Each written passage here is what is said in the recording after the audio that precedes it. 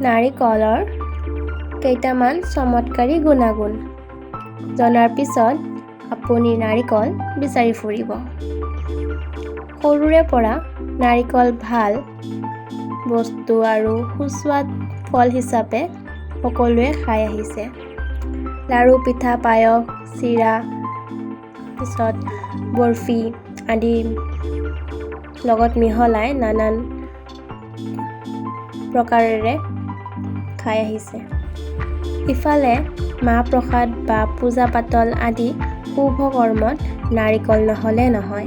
পিছে নাৰিকল যে কিমান উপকাৰী ফল আৰু ইয়াৰ পানী, গাখীৰ, তেল আদিৰ কিমান পুষ্টিকৰ তথা ঔষধি গুণ আছে আপুনি বাৰু জানেনে?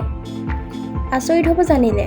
অৱশ্যে মাত্ৰাধিক সেৱন তথা ৰোগী ভেদে কিছু ক্ষতি গুণ আছে, যদিও নিয়মিতকৈ ব্যৱহাৰত দেহৰ বাবে অত্যন্ত লাভকাৰী আৰু আমাৰ দেহৰ প্ৰয়োজনীয়তা খাদ্য, প্ৰাণ, স্নেহ পদাৰ্থ, খনিজ, ধাতৱ, লৱণ ইত্যাদি সকলো প্ৰকাৰৰ পোষক গুণাগুণেৰে ভৰপূৰ। সেয়ে ইয়াক অমৃত ফল, শ্ৰীফল বা ফলৰ ৰজা বুলি কোৱা হয়। নাৰিকল খালে স্মৃতি শক্তি বৃদ্ধি হয়, মগজুৰ নিউৰন কোষ সক্ৰিয় হয়, চিন্তা ও মেধা শক্তি বাঢ়ে, স্বাস্থ্য অটুট ৰাখে, দেহ আতিল হয়। 2 নম্বৰ, হৃদযন্ত্ৰ, ৰক্ত সঞ্চালন, মাংসপেশীৰ কোশিকা আদিৰ ক্ৰিয়া সবল হয়। 3 নম্বৰ, ৰক্তহীনতাৰ বাবে উপকাৰী, দেহত ভিটামিন, আইৰণ, হেমোগ্লোবিন, কেলছিয়াম আদিৰ পোষক দ্ৰব্যৰ অভাৱ দূৰ কৰে।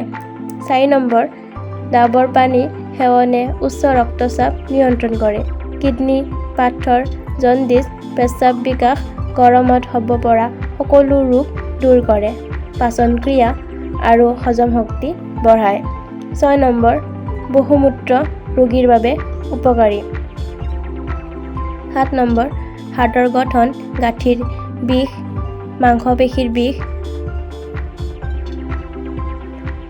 আৰ্থৰাইটিছ আদিৰ বাবে নাৰিকল বা গাখীৰ নিয়মিতকৈ খোৱাটো উপকাৰী। 8 নম্বৰ, দেহৰ কলেষ্ট্ৰল নিয়ন্ত্ৰণত ৰাখে, দেহৰ অতিৰিক্ত ওজন কমায়, কম মাত্ৰাত নিয়মিতকৈ নাৰিকলৰ গাখীৰ বা ডাবৰ পানী খাব লাগে। 9 নম্বৰ, মহিলাৰ গৰ্ভাৱস্থাত নিয়মিতকৈ 25 পৰা 50 গ্ৰামকৈ নাৰিকল আৰু একোটাকৈ আমলখি বা ডালিম খোৱাটো সন্তান বা মাকৰ স্বাস্থ্যৰ বাবে হিতকাৰক। প্ৰস্ৰাৱ যন্ত্ৰণা লাঘৱ হয়। 9 নম্বৰ, কৃমি আৰু দেহৰ বেক্টেৰিয়া তথা বীজাণু নাশক কৰে। 10 নম্বৰ, ডেংগু ৰোগীৰ বাবে ডাবৰ পানী বা গাখীৰ উপকাৰী। সাগৰৰ উপকূল এলেকা যেনে কেৰালা, চেন্নাই, আন্দামান নিকোবৰ আৰু কম বেছি পৰিমাণে পূৰ্বাঞ্চলত ইয়াৰ উৎপাদন আৰু ব্যৱহাৰ অধিক।